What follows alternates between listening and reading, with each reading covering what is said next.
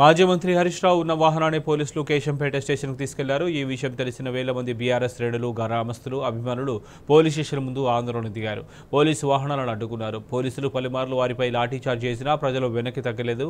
దీంతో తప్పనిసరి పరిస్థితుల్లో టీఆర్ఎస్ నేతలను విడుదల చేసినట్టు పోలీసులు ప్రకటించారు.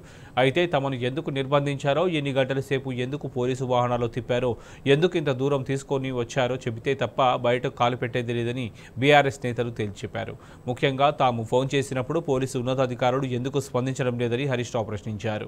ఒక దశలో స్థానిక పోలీసులు హరీష్ రావుకు దండం పెట్టి మరీ దయచేసి స్టేషన్ నుంచి వెళ్లిపోవాల్సిందిగా విజ్ఞప్తి చేశారు. అయితే హరీష్ రావు వారికి ప్రతినమస్కారం చేసి తమ ప్రశ్నలకు జవాబిచ్చే వరకు స్టేషన్ నుంచి కదిలే సమస్య లేదని అంతే మర్యాదగా జవాబిచ్చారు. హరీష్ రావు ప్రశ్నలకు పోలీసులు సమాధానం చెప్పలేక బికముఖం వేశారు.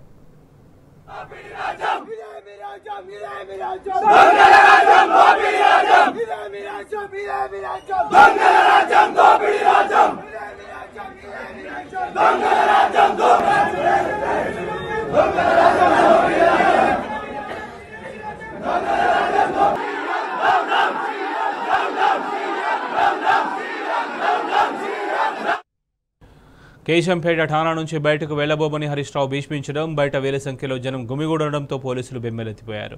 పెద్ద ఎత్తున నినాదాలు, లాఠీచార్జితో తీవ్ర ఉద్రిక్త వాతావరణం ఏర్పడింది. దీంతో పరిస్థితి చేయి దాటిపోయే అవకాశం ఉందని ఉన్నతాధికారులకు స్థానిక పోలీసు అధికారులు వివరించారు.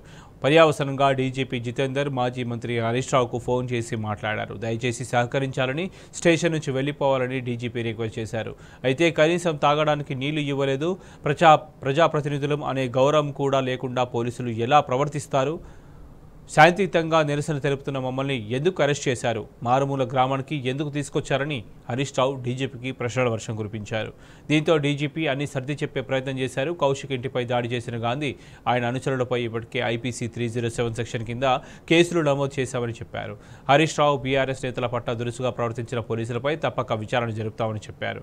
రాష్ట్రంలో వినాయక నవరాత్రులు త్వరలో నిమజ్జనం ఉన్న నేపథ్యంలో తమకు సహకరించాలని డీజీపీ పదే పదే విజ్ఞప్తి చేశారు.